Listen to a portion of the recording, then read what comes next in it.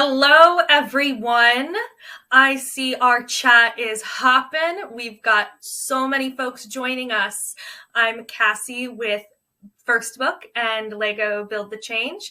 We are going to give everyone one more minute to get settled, get their wiggles out, make sure their computers are working. Let me see who in the chat is joining us right now. I've seen a lot of Kentucky, Connecticut, Oregon, Texas. I've seen New York and Massachusetts. I've seen Ohio and California. Second graders at PS 147 in Brooklyn. Ooh, Mrs. Lawson's class from Maryland. Hello. Arizona in the house. 503 from New York. Oh, we've got some North Carolina. I have spent a lot of time in North Carolina. I love it. We will not need any computers. You just need your screen and your creativity. Very excited. Oh, Minnesota as well. Well, I am joining you from Iowa today. It just snowed. We're a little chilly, but we're making it work. All right. Thank you so much for sharing where you all are joining us from. I am so excited for today's event. We're going to go ahead and get started. So my name is Cassie. I work with the nonprofit First Book and our partners at Lego and Build the Change. I am a former teacher. I have 2 cats I love, and for fun, I love to dress up and play and be creative.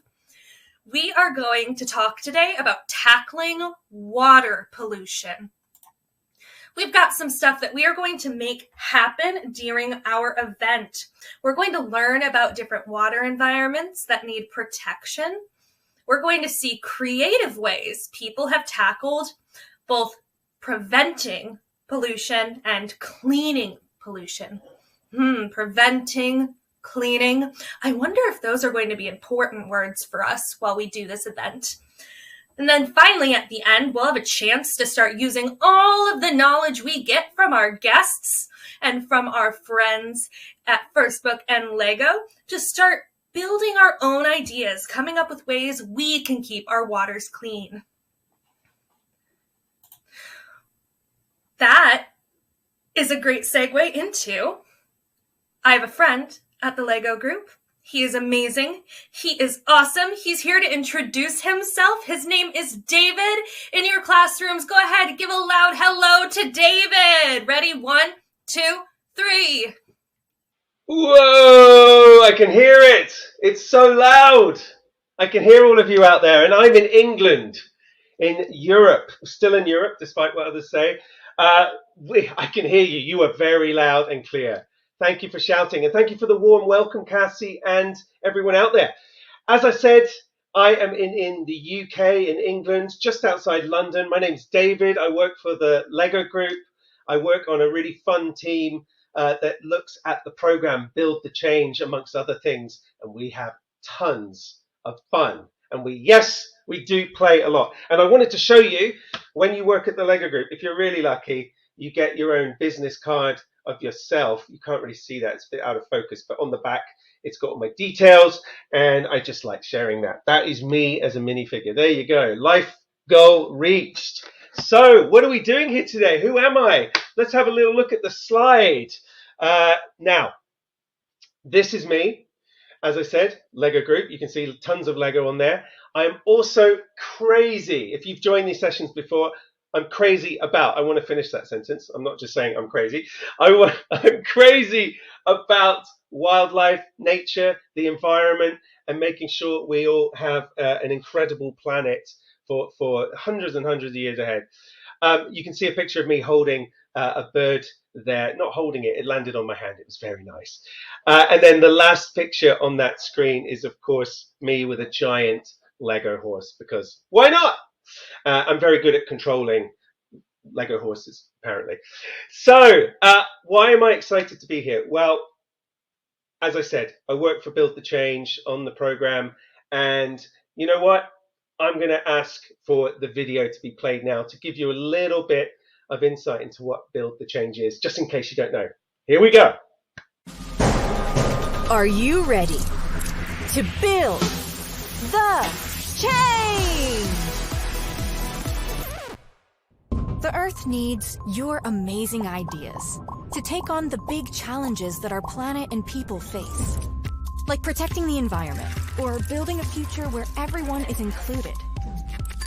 Building the change is all about using imagination and play to come up with your creative ideas for a better, more sustainable future.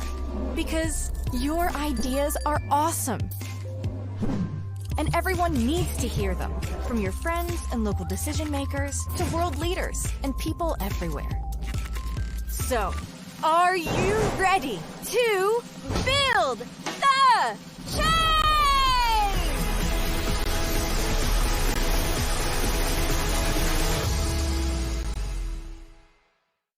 Go. There we have it. So, build the change. Build the change. Very, very special. It's all about getting your voices heard. And today we hope you're going to be inspired to use your creativity to make things better. All right? Good stuff. Well, what is the theme today? Cassie mentioned it. We're looking at water pollution and how we can better protect water sources. So there are tons of different types of water sources. We're going to hear more about that later. But you might have things in mind straight away. You might think of lakes, ponds, rivers, the sea, the ocean. All of those are different waterways, water sources. Now, I don't know about you, but I think that water is incredibly important. It is so important. It's not only because pretty much all life on Earth needs it, but it's also because we really need to take more care of it. Sadly, I'm going to share a little story with you. We've been walking around recently where I live in the countryside, and I often take a big rubbish trash bag with me, and not full. I fill it up as I walk. I don't take a trash bag out full. I fill it up, sadly, as I walk around along rivers and streams, and there's tons of rubbish around, or trash. In England, we say rubbish. You know what I mean. And it's really sad. We need to do more. We need to do more. So we're going to be talking a lot more about that as we go into this. There are some awesome words that you need to listen out for.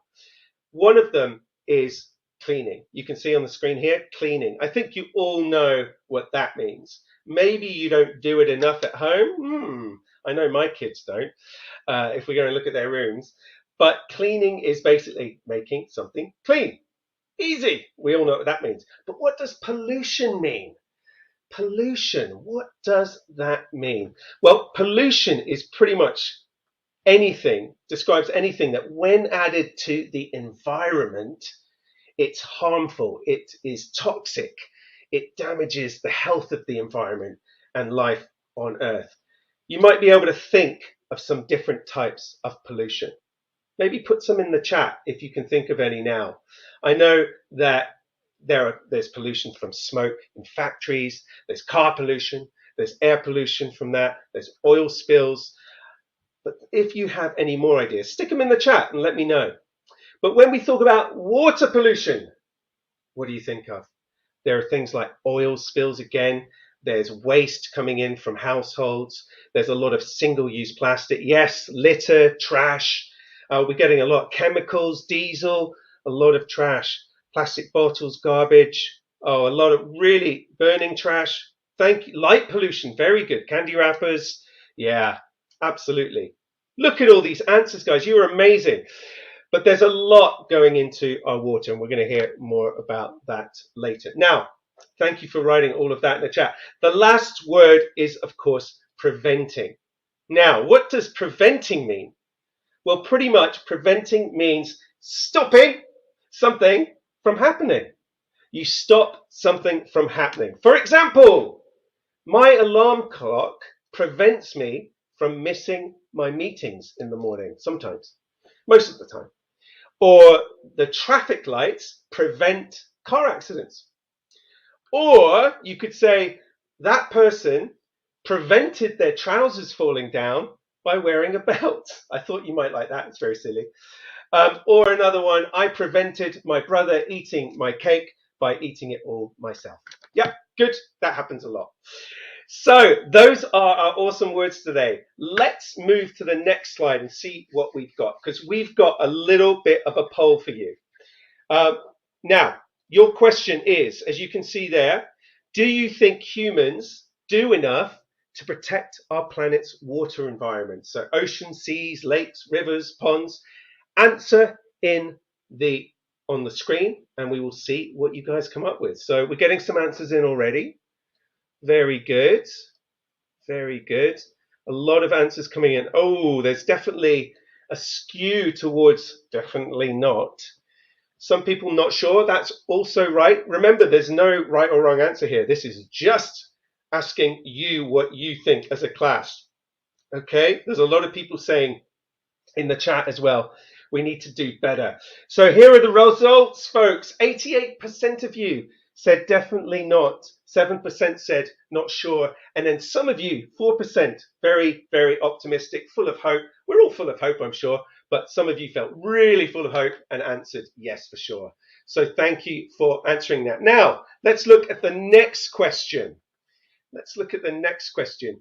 Do you think you can help oceans, seas, lakes, rivers, and ponds?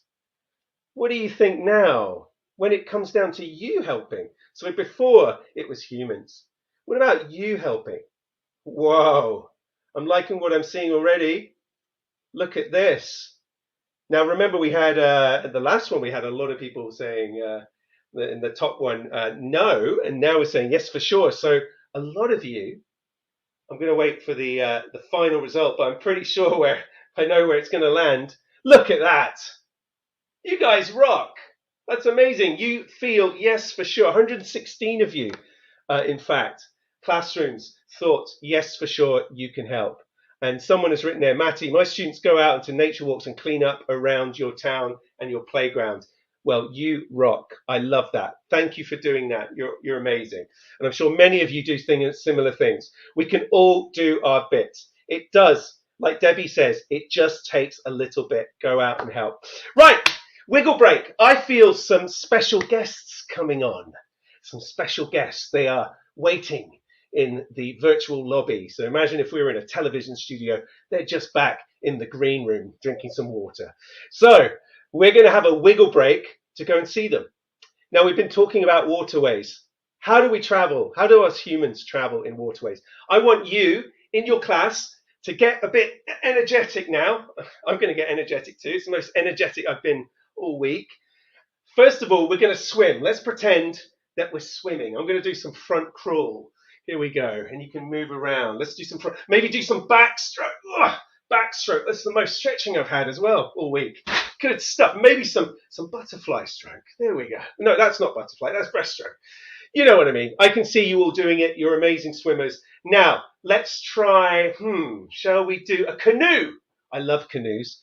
Canoes are great because you can sneak up on nature and see things that you wouldn't normally see in a noisy boat. So let's get in our canoes. I'm going to pretend that I'm moving here. I'm moving. I'm paddling away. Remember to paddle both sides. Otherwise, you'll be going in a circle like this. Maybe you want to do that. Right. The last one I want you to do is water ski. Let's water ski. So let's hold on. When you water ski, you hold on to this. You put some skis on, and then you get going. So you're going to go like this. Water ski like this to the left and right.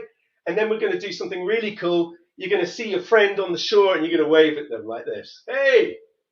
And then you're going to fall off. Okay, I'll stop there. I hope you enjoyed that. We have arrived at our first guest, Adam. Now, Adam works with an amazing project called Mr. Trash Wheel. We're going to hear way more about that soon, but will you all, similar way to how you welcome me, will you all clap in your classrooms and at homes for the amazing Adam Lindquist? Come, welcome, Adam. Come. Thank you. Thank you so much for welcoming me. I'm so excited to be here. My name is Adam, and I am here at Mr. Trash Wheel headquarters, where I'm going to be telling you all about Mr. Trash Wheel today. So, how do we know that we're here in Mr. Trash Wheel headquarters? Well, there is a giant mural of Mr. Trash Wheel here on the wall behind me. We also have giant googly eyes in the office. Now, if you've never heard about Mr. Trash Wheel before, he is an invention that was created to clean up the Baltimore harbor.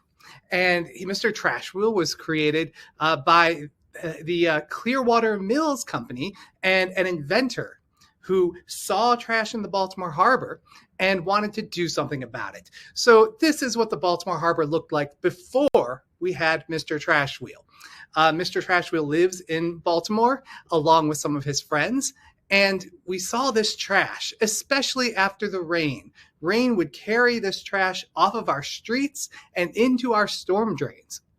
And our storm drains don't go to a treatment plant.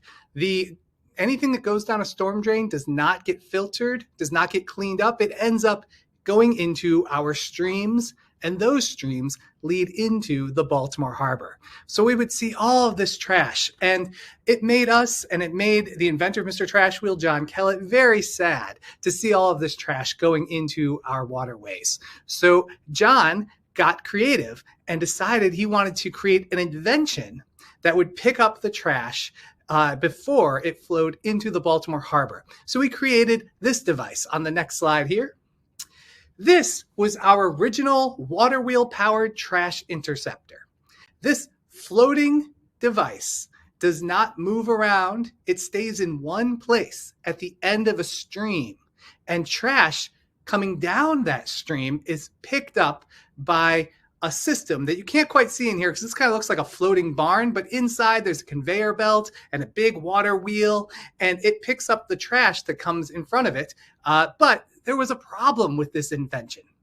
The problem was that no one had ever stopped the trash coming down the river before, so we didn't know how big the device needed to be. So while this invention was a good idea, we needed to tweak it to make it work better. So John, the inventor, went back to his workshop and got to work and created a new version of this invention that we call Mr. Trash Wheel. So he made it much, much bigger. He made it much, much stronger, and he made it much faster. So now this device sits at the end of the river, and as the trash flows down the river, the orange booms at the front of the device funnel trash into what we call Mr. Trash Wheel's mouth. Then there are rakes that pick up the trash and put it onto a conveyor belt. And then the conveyor belt carries the trash up, up, up into the air until it falls into a dumpster in the back of the device. We call that Mr. Trash Wheel's belly. The whole thing is powered by what we call renewable energy. That means that it's energy that keeps going and keeps coming to the earth regardless of how much of it we use. For example, the water wheel is turned by the current of the river. So as long as the river is flowing, we know that we can always harness the energy of the river current. And then there are 72 solar panels on the back of Mr. Trash Wheel that harness the power of the sun. So as long as we've got sun in the sky, we're going to keep Mr. Trash Wheel turning. Both of those systems power the rakes and the conveyor belt on Mr. Trash Wheel. Now, when the dumpster in the back of Mr. Trash Wheel fills up, it's actually sitting on a separate barge. And so a boat can come and pull away the floating barge with the dumpster on it and put in an empty dumpster. And that is how we've been able to remove over 5 million pounds of trash and debris from the Baltimore harbor. Now, but what was missing from that picture of Mr. Trash Wheel were, of course, his giant googly eyes. And that's where I come into the story. I was looking for a way to get people to care just like you, getting people just like you to care about cleaning up our waterways. And I thought, wouldn't it be fun if we added googly eyes to John Kellett's invention and named it Mr. Trash Wheel? And so that's what we did. And now Mr. Trash Wheel isn't just eating trash from the Baltimore harbor. He's helping to educate everyone about this problem and how they can be part of the solution. Maybe you can come up with the next great invention that will keep litter out of our waterways. Or maybe you can write to your elected officials and ask them to pass legislation that will keep trash out of our waterways. Or maybe you can just be Mr. Trashville yourself and go around your neighborhood or your school and pick up trash as you find it. Mr. Trashwheel now has friends around the Baltimore Harbor, including we've got Gwenda, the Good Wheel of the West, Captain Trashwheel, and Professor Trashwheel. So we've got 4 trash wheels here in Baltimore who are all picking up trash. We've collected over 13 million cigarette butts, over around 2 million plastic bottles, almost a million plastic bags, and we've pulled out some very silly things from the harbor, including 7,000 sports balls. We've picked up an old mattress. We've picked up a guitar from the Baltimore Harbor, and we even picked up a live python snake that was visiting Baltimore. And Mr. Trashwheel and the snake actually became really good friends. So that is how we've collected these 2,362 tons of trash, which is the equivalent to 15 giant blue whales worth of garbage, and kept it from going out into the Baltimore Harbor, which goes into the Chesapeake Bay and then into the Atlantic Ocean. So Mr. Trashwheel has really become a mascot and a spokesperson for cleaning up the Baltimore Harbor. And just this month, he was actually featured on the cover of a brand new book produced by Dr. Seuss as part of the Lorax series. So how exciting is it to know that an invention from here in Baltimore is now reaching an audience all over the world to educate them about the impacts of plastics on our waterways, but also the power of great ideas and the power of inventing something new.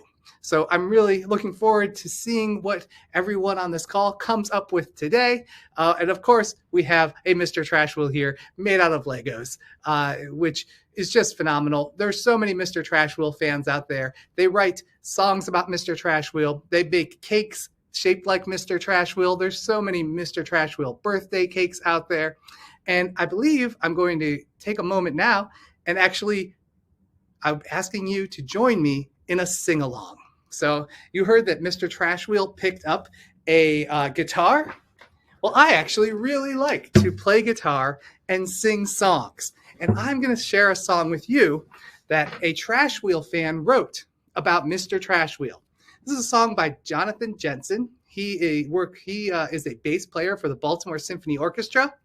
And he writes the greatest songs, and it was just such a privilege that one day he sent me a message and said, I wrote a song about Mr. Trashwheel. Would you like to learn it? And I said, absolutely. So I'd like everyone out there to sing along on the chorus. As a matter of fact, let's get the chorus started. Let's learn the chorus really quickly. It's very simple. It goes like this. Mr. Trashwheel, Mr. Trashwheel, Mr. Trashwheel. He's the hero of the harbor. So when the chorus comes along, I want to hear you all singing along with me. Here we go. When the rain it starts a-pouring down the Jones Falls waterway, there was tons of trash that would splish and splash all the way to the Chesapeake Bay, till a super smart inventor made a nifty new machine. Now the floating trash disappears in a flash and the water stays clear and clean.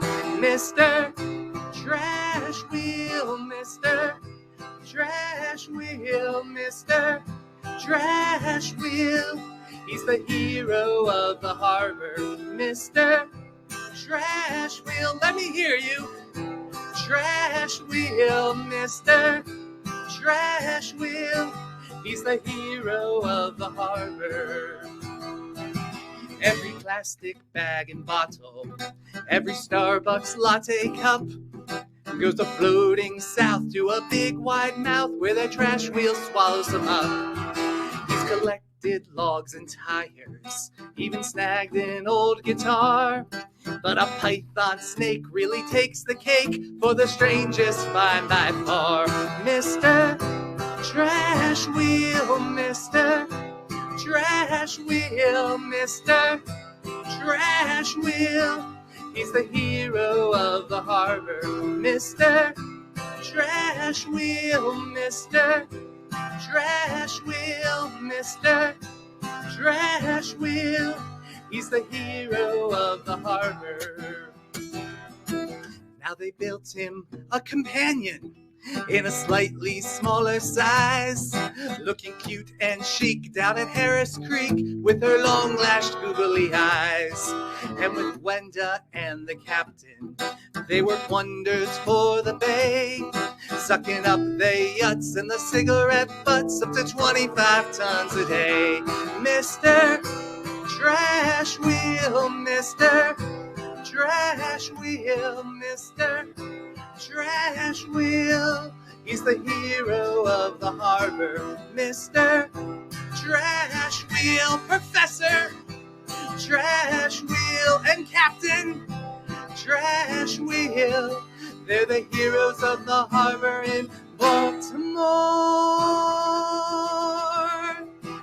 Good singing, everybody. Thanks for joining in with me on the song. I think we have a moment for some questions and answers. Wow. Like, Adam, you know I'm a music fan. That was incredible. Thank you so much. Thank you. We had an amazing guest before, but I don't remember having a live. I think this is the first time we've ever had a live performance. So thank you so much. That was really, and a lot of love for Mr. Trashwheel in the chat.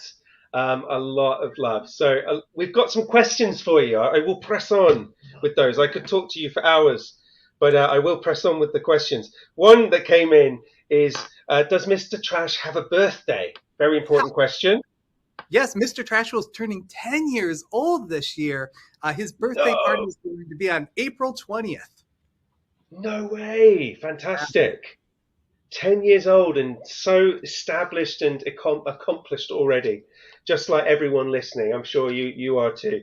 Now, another question was, what materials is Mr. Trashwheel made out of? Oh, Mr. Trashwheel is made out of steel. He is a steel barge, so that he basically, we put Mr. Trashwheel at the end of a stream, and streams get hit by floods. It's like the hardest place to put anything is at the end of a stream, especially when there's a big rainstorm and lots of water. So we needed Mr. Trashwheel to be super strong, and he is. He's basically never missed a day of work in the 10 years that we've had him here. I love that. Very diligent. That's awesome. Now, someone did ask, does wildlife ever get hurt? That's a great question. So, yeah. So because Mr. Trashwheel is so strong, he actually moves quite slowly. And so what we found is that if ducks or fish ever end up on Mr. Trashwheel's conveyor belt, it's moving slowly enough that they see what's happening and they get off of the conveyor belt or jump away from it or fly away from it. Actually, Mr. Trashwheel's giant wheel churns dissolved oxygen into the water, and fish actually really like swimming around Mr. Trashwheel because there's a lot of fresh air in the water so the fish can breathe. So it aerates the water around, just like I need to aerate. I've got a pond in my garden. I need to aerate it. So same thing. That's cool. I love that. Another question. Does your organization have any plans to expand to different cities? So my organization is all about the Baltimore waterfront. So that's what we work on. However, the company that invented Mr. Trashwheel is building new trash wheels in other cities. There's one in Panama called Wanda Diaz, and they're actually building two in Fort Worth, Texas, and they're building one in Newport Beach, Los Angeles. So new trash wheels have already been built outside of Baltimore, and there are more coming. Amazing. That's incredible. And someone mentioned the Great Pacific Garbage Patch, right? Has any stuff happened in the sea or the ocean yet? So for us, the big lesson with Mr. Trashwheel is that I mean, the best place to stop litter is before it leaves somebody's hand, right? We call Mr. Trash Wheel the kind of last best place to capture litter, because at the end of the stream or river, there's kind of this bottleneck, right? All of the trash coming down the river has to get past Mr. Trash Wheel. But once trash is out in open water, the cost and the energy needed to collect it goes up astronomically. So it just becomes very, very expensive and very, very hard. So, of course, cleaning up litter anywhere is a good idea. But the closer you get to the source, the closer you get to the place where that litter landed on the ground in the first place, the easier it is to clean up. Fantastic answer. I've got time for one last question, Adam, a short one. When Mr. Trash Wheel is full, how is it emptied and how often? So how often is a great question. How often is really a factor of rain. About 90% of the trash we collect is driven by rain. So if it hasn't rained for a while, we're not picking up a lot of trash. But like this weekend, we're going to get 2 inches of rain. We could fill multiple dumpsters. So we've filled as many as 20 dumpsters in a single day. And the dumpsters are sitting on that separate floating barge, so that when they fill, we can take the floating barge to land where it is picked up by a garbage truck to be properly disposed of. And then we put an empty dumpster into Mr. Trash Wheel so we can keep on collecting trash. Oh, it's incredible. What an operation. It's amazing. You have inspired all of us, Adam, and we thank you for all of the work you do. It's incredible. You're protecting our waterways, Mr. Trash Wheel as well, of course, and his friends. And I had a question about what type of snake, but you answered it in the song. It's a python. It's a python. Wow. Yeah, I mean, native to West Africa. So it would have been someone's escaped pet. As a matter of fact, I had about a dozen people call me the next day and claim it was their snake. So I had to look at pictures of people's lost pets and see if they matched the spots on the snake that we collected. But we didn't have a match. Oh my goodness. I love snakes, so I was very, very interested in hearing more about that. Adam, thank you so much. You're going to join us again later, so maybe there'll be time when we're doing our creative exercise to answer a few more questions. So do keep them coming in. But for now, big round of applause for Adam. Thank you so much for all the work. I'm looking forward to it. Great. See you in a second. Okay, we are going to do another quick wiggle break before we meet our next guest. Now, Cassie's here. You may have noticed. Hi, Cassie. Hey again. How you doing?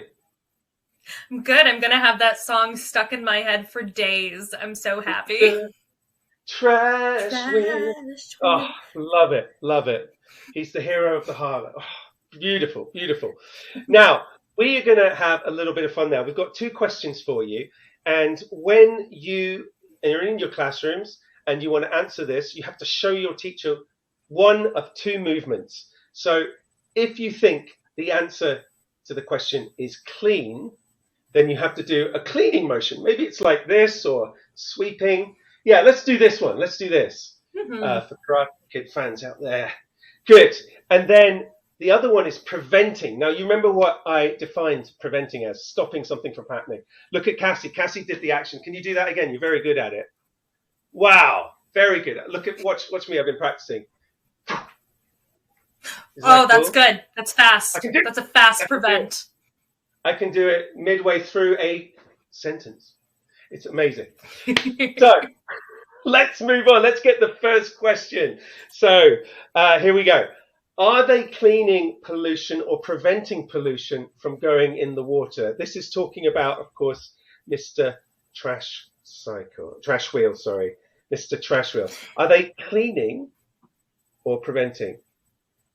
Now. Yes, and I'll give you a story. So we heard about Mr. Trash Wheel's friend, Captain Trash Wheel. Ooh. He is currently collecting plastic bottles already in the water. So if it's already in the water, is Captain Trash Wheel cleaning or preventing? Show your teacher either cleaning or preventing. I see it coming in. What do you think it is, David? I'm going to say this one. You got it! When trash is already in the water, we're cleaning it up. Now, that's true, Katrin. Sometimes Mr. Trash Wheel can also prevent, but since we're talking about things that are already in the water, we are talking about cleaning it up. So let's do one more. Let's do one more. Do you want to give us the story behind this, Cassie? I do. Okay, so your community, your friends at school, put a net around a local river to stop trash from ever getting in the water. If they are stopping trash from ever getting in the water, are they cleaning up what's already there, or are they preventing? What is preventing again, David? Preventing, I think, is this. All right, let's see if they agree. Let's see. Oh, wow. Rock stars! Incredible. Go ahead, kiss your brains, friends. You're doing so great. Yeah, I'll show you my favorite one, David. This is my mom's a teacher as well, so I took this from her. Kiss your brain. Kiss your brain. Throw some glitter. Make it rain. Love it. I love it. I'm going to be doing that all night. I love that. Thanks, Cassie. Cool. Cassie, I think it's time to meet our next guest. I think it is. Yeah, let's see. So we are going now, my friends, all the way to Florida, a place that I love. I used to live in America and I lived in Florida for a bit. And this amazing space that we have partnered with actually at the Lego Group for a number of years now, the Museum of Discovery and Science, or MODS for short, as we call it. So let's, without further ado, go over to Mods and say hello. Are you there, Mods, in Studio 3? Can you hear us? We can. Hello. Hey, David. How are you doing? Hello, everyone. Hello. This is Dane. I'm Joe. And welcome to the Museum of Discovery and Science. I'm the museum's president and CEO of this incredible space, one of the Lego Playful Learning Museums. And we're really excited today to take you on a virtual expedition into one of the most amazing waterways in the entire world, the Everglades. So we're going to go deep into the Everglades, which is a really, really special place.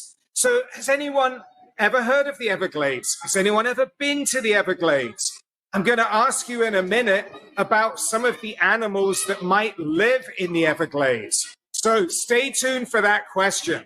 So what is the Everglades? The Everglades is a huge, huge river of grass, 4,000 square miles, that flows very, very slowly from Orlando in the north all the way down to the Florida Keys in the south. And you can see just behind me, this is what the Everglades looks like. It's a huge river of grass. Now, the Everglades is a really important place because over 800 different types of plants and animals live in the Everglades. Now, in the chat, can you name some of the animals that live in the Everglades? Here's a hint. Look at this. Here's a really good hint. So there's also one right behind me, just over my shoulder. So let's see. So some of the animals that live in the Everglades. Alligator, they figured it out. I'm seeing crocodile. Alligator, crocodile, herons, manatees, lots and lots of animals. Did you know the Everglades is actually the only place in the world where you can find alligators, like our friend here, and crocodiles living together in the same place? It's an amazing, amazing place. Now, just like Mr. Trash Wheel is working to prevent pollution in Baltimore, there are lots of people working to prevent pollution here in the Everglades. We have pollution in a number of different ways, one of which is our beaches. We have lots of pollution, lots of trash that washes up on the shore of our beaches. And so here at the museum, we go out to all of the beaches locally all the time collecting trash. We could really use a Mr. Trash Wheel along our beaches and here in the Everglades. But we go out with our friends from a group called the Extra Catch and collect trash. Now, the Extra Catch is a really great group of young people who formed their own group. They created their own nonprofit to go out and make our beaches cleaner. So I want you to be thinking of things that you might be able to do in your neighborhoods all around the country to clean up your waterways. Maybe you live near a beach, maybe you live near a pond. One of the things we have to deal with here in the Everglades is nutrient pollution. Now, I'm sure some of you might have a fish tank at home, or maybe in your classroom, or you've been to an aquarium.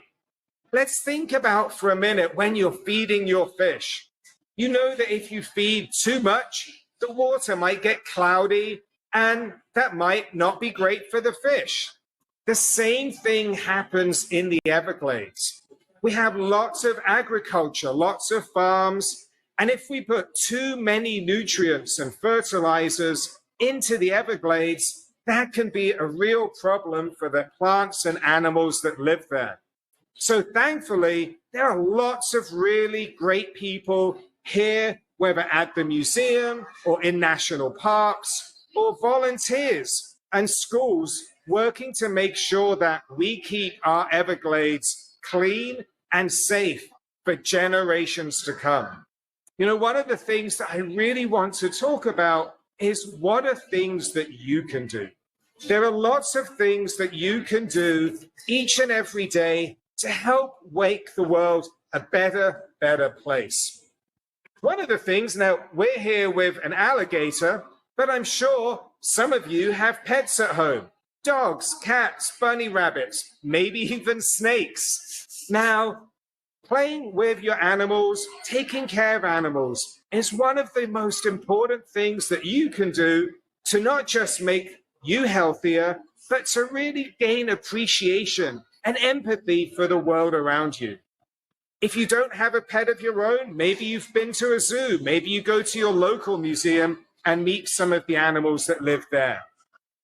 Second thing that you can do, how many of you like to play outside? It is a really important thing to do.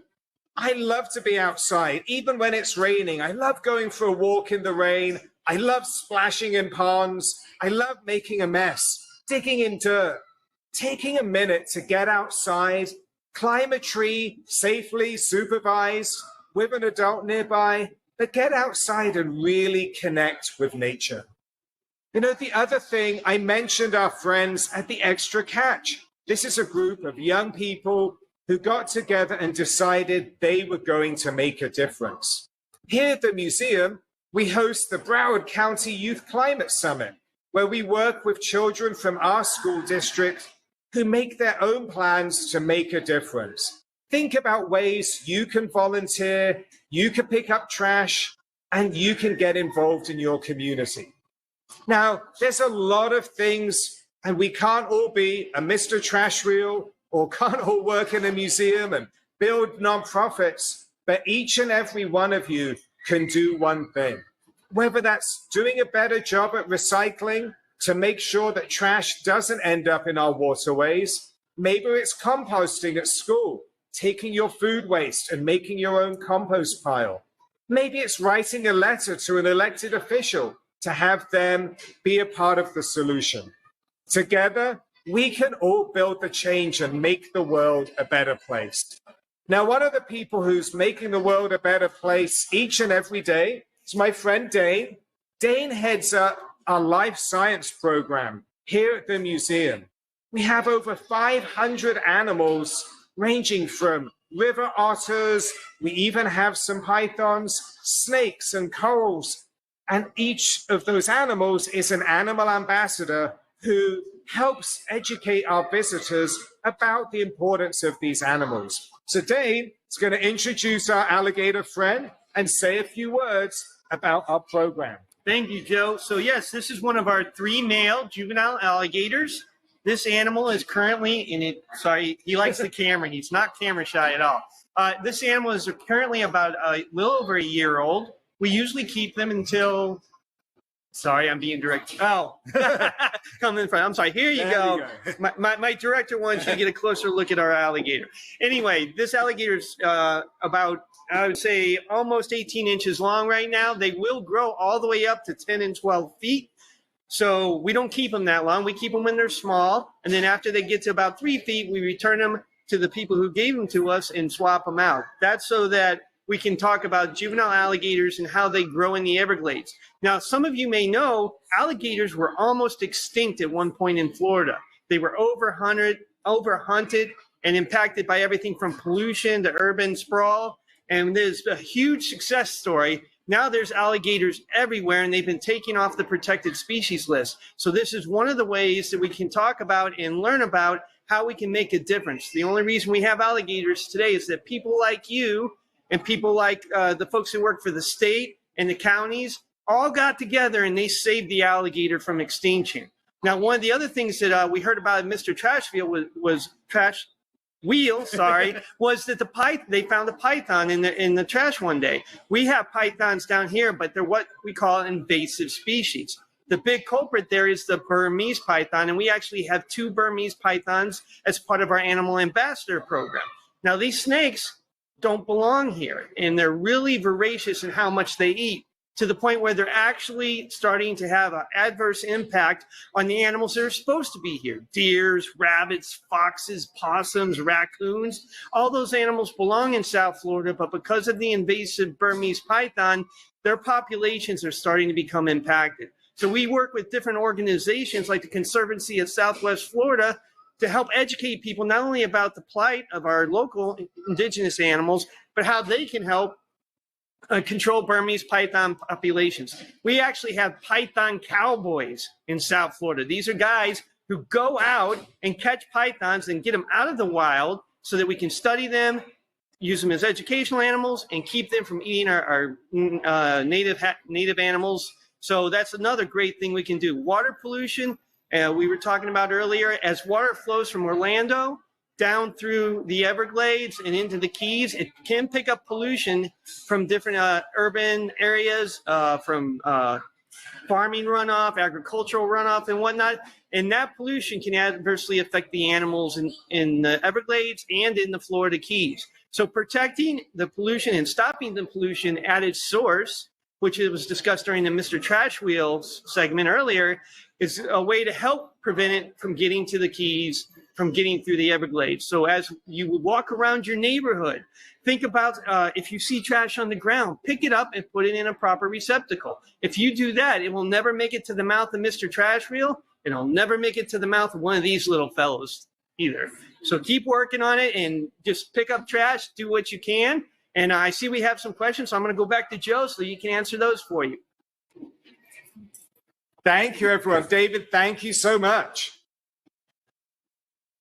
So I see we've got some questions coming in. Yeah, we do. Hi, Joe. Hi. Yeah. Dane and Joe, thank you so much. I am fascinated by the Everglades. So I just feel like I'm almost there, and it's very exciting. And thank you for bringing that little guest with you. How exciting for everyone. We do have a few questions, and then we'll get into our creative challenge. So here's the first one. Are the Everglades saltwater or freshwater? That is a brilliant question. So the Everglades are saltwater, the Everglades are freshwater, and the Everglades are also brackish water, which is a mix of the two, depending on where you are. So if you're very inland, a long way away from the coast, you would have freshwater. But the Everglades extend all the way to the coast as well. So in the seas and the Gulf all around, that would be salt water. But where they mix and where the salt water seeps in, that becomes brackish. So great question. It is good. And brackish has its own ecosystem, doesn't it? Absolutely. Amazing. Amazing. Another question. Are the alligators' teeth really sharp even when they're that small?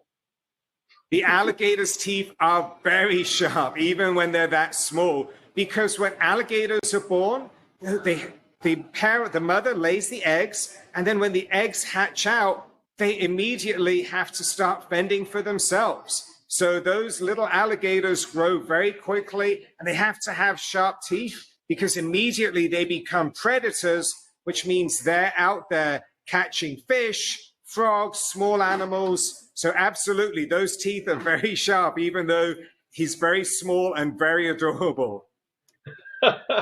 Love it. Looks can be deceiving, everyone. So how deep is the water in the Everglades?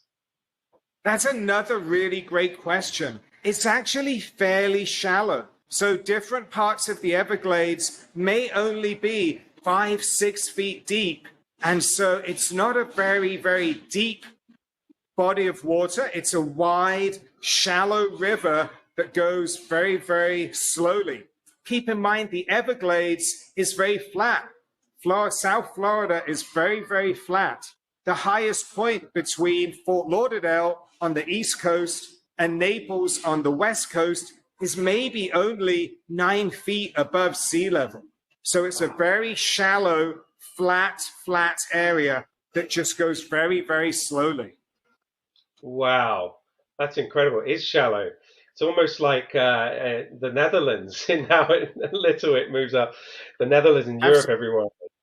Oh, another couple questions on, not only a question on how you get around the Everglades, but also someone also asked, do the boats that tourists use also pollute the Everglades? Good questions. So, really good question. So the way the boats work now, so an airboat, you may have seen pictures of an airboat. They're really careful now about being in specific areas. So they limit themselves to specific areas. And that is typically, if you've been to the Everglades and been on a tourist boat, they're really careful and they make sure that people aren't dropping trash into the water, and they limit themselves to areas where they've been going for years and years. So they're not damaging pristine areas where some of our native wildlife would be living. Okay, that's good to know. That's good to know. And one final one before we go into creative, and maybe we can answer some more questions there.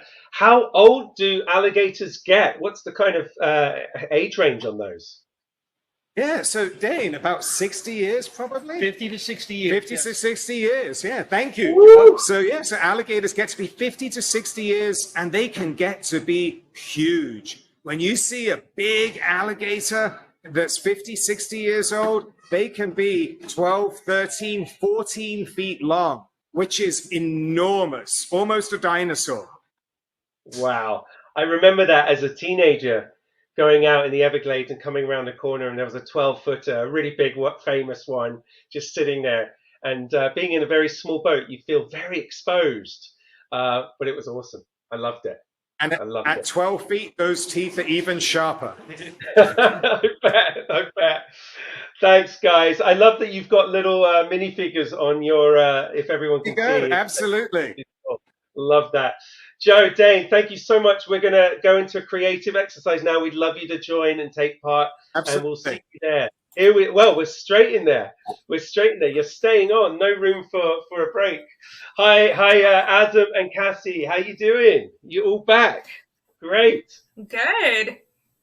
Good. So we're going to keep going, guys. We've just got one more section left, and we'll be soon wrapping up. But this is maybe one of the most important sections. It's about you and your creativity, and taking everything that you've heard today and putting it into ideation, putting it into coming up with cool ideas. So it doesn't have to all be finished within the next 5-10 minutes, but we want you to continue after this session too. So without further ado, if we could just see those questions again, time to create questions, that would be amazing. This is what you will have to be challenged with. Cassie, do you want to walk through those, or shall I? I can, yes. So we have heard about ways to prevent water pollution, to stop it, and we have heard about ways we can clean pollution that's already in the water. So you have some choices today. as you start to create. You can decide to start designing something that cleans up trash already in the water. You know that it's there and you're like, we got to get rid of it. You can also decide to build something that prevents trash from ever getting in the water. So you have a lot of choices. What's really exciting is when we do things like build the change, you can use anything to create your design and think and show your creativity. I assume, David, you're going to use Legos?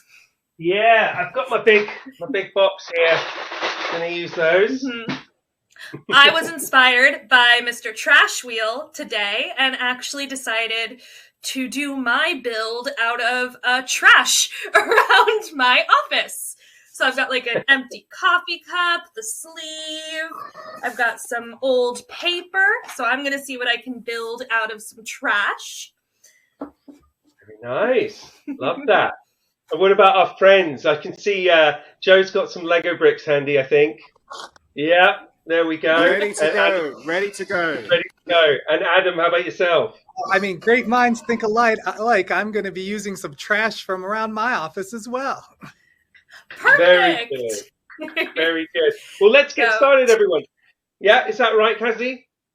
Yep, teachers, we are going to take, let's see, it is 1:57 Central Time right now.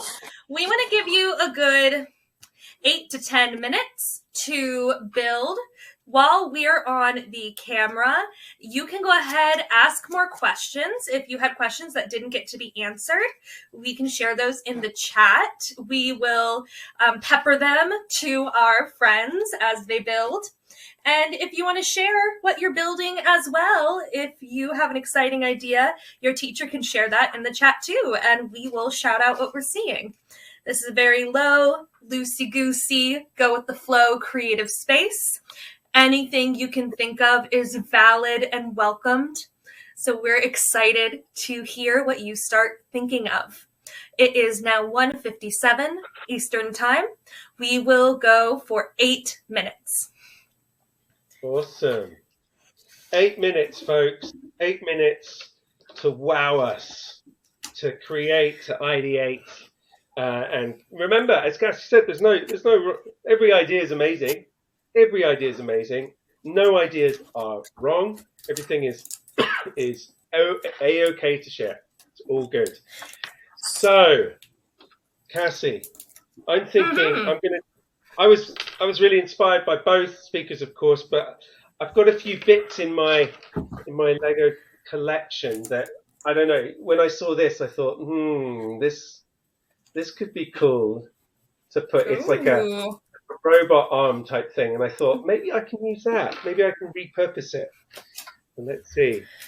Ooh. So while we're building, I did see some more questions come in. Should we have a little look at those?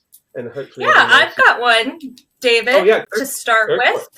So Therese Urban says her and her kids are wondering what kind of schooling we did to do our jobs. So like what Adam did and learned to work with the trash wheels, what Joe, what your background is, what you did at school to end up in your position. Cool. Well, I'll go first. So I actually studied environmental planning and how communities can come together to make their neighborhoods and cities like Baltimore, how they could come together to make them cleaner and healthier for the environment. Very cool. I actually did something very similar.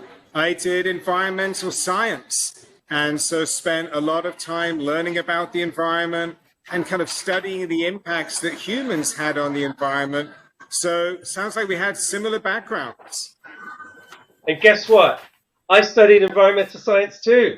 There's 3 of us. Amazing. Wow. I did not study environmental science. I went to school for theater.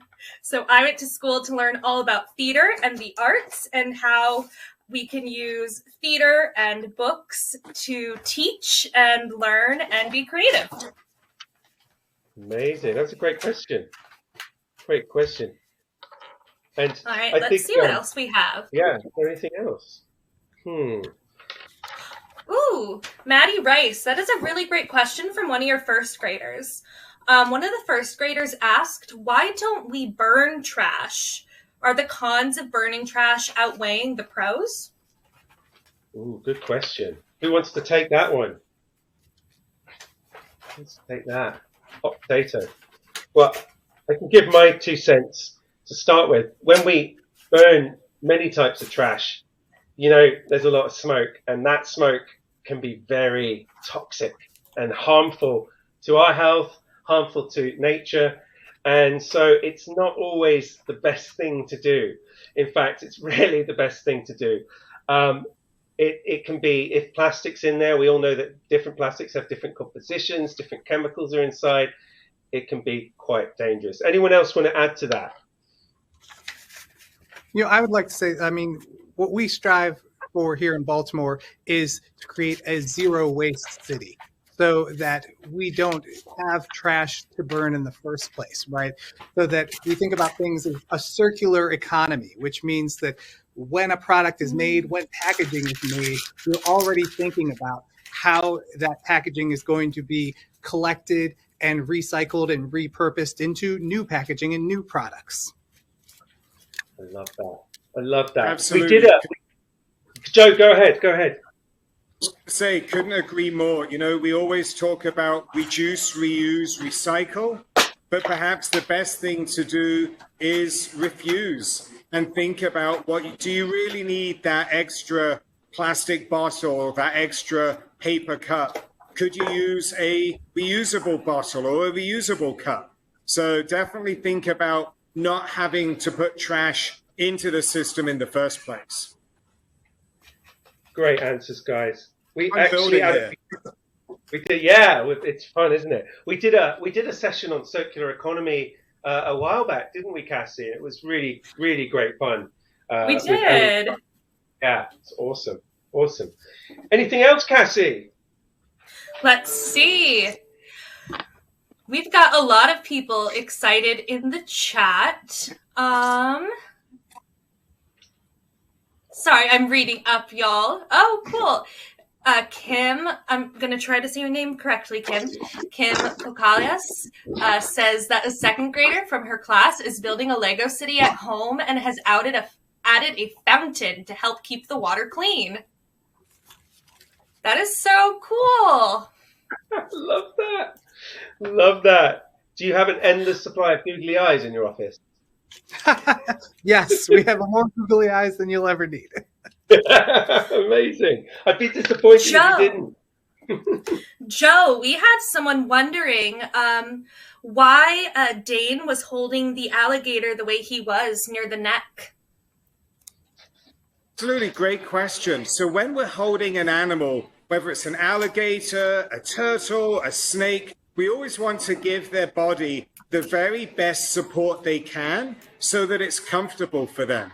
Because, they're flying in the middle of the air. So by holding them that way, we're really supporting them and making it as comfortable as possible for them. And you also saw he held his hands just far enough away from those sharp little teeth so that he could make sure that the animal can open its mouth, smile at us, be happy, be comfortable. But, you want to keep your fingers safe and sound as well. So staying safe and giving the animal great support. Amazing. Now, as we keep talking, friends, I know we are already almost through our 8 minutes, which is like, how does that happen? But remember, you do not have to stop here. You can keep thinking about these ideas. You can keep thinking and building. Your teacher has the opportunity. I'm going to show you, and you will also get this information later on. Your teacher has the opportunity to scan a QR code. When you scan that code, it'll send you to a website with Lego where you can take pictures and show us all of the awesome things you have put together. So don't feel like, oh no, I only have 10 seconds. I'm not done. Oh, I know I would be so stressed if that were true. But you have all the time in the world. Your teacher has this QR code. We'll make sure you have access to it as well after the event so that you can, whenever you're done, you can share your ideas with us. I know what I would do. I would I thought a lot about how, Adam, you said the best way to prevent pollution is to make sure you get it when it's in someone's hands. And I thought a lot about how much fun it is to be in a classroom and try to toss your trash into a trash can. Even though sometimes your teachers say not to, I get it. It's a ton of fun. So I thought about, we already have trash cans out in the world. What if we started building things that were more playful, that made people want to use those items? So I've started building a little baby trash can where you can aim and it'll open its mouth for the trash to go in. It just noms it up to make throwing away your litter a little bit more fun. And when things are fun, people want to do it more. I love that, Cassie. I know I've seen some bins in England with targets on them, so people can throw it, especially where cars drive past or cars stop, because on highways and stuff, people often, it's really bad. People stop at a junction and then they throw things out the window, and that's terrible. Why does that happen? Yeah. So more of that, please. More playful throwing away, please. I love that. That's great. That's great. Now, I know we are starting to have people ready to leave, and I know we are reaching the end of our time. Joe, Adam, Mods, Trash Wheels, this has been an absolute blast. I think the chat agrees. We had so many people sharing. Thank you so much for building with us, taking time to answer a few more questions. Whoa, we've got a trash wheel. Oh my goodness, Joe, that is so cool too. Joe's got one too. Gosh. Now, don't. All right. Wow. Educators, don't close out quite yet. I have two things to talk to you about. They're very, very quick. Now, my friends, David, Mods, the Trash Wheel family, thank you so much for being here and helping inspire all of us to think about ways we can build the change.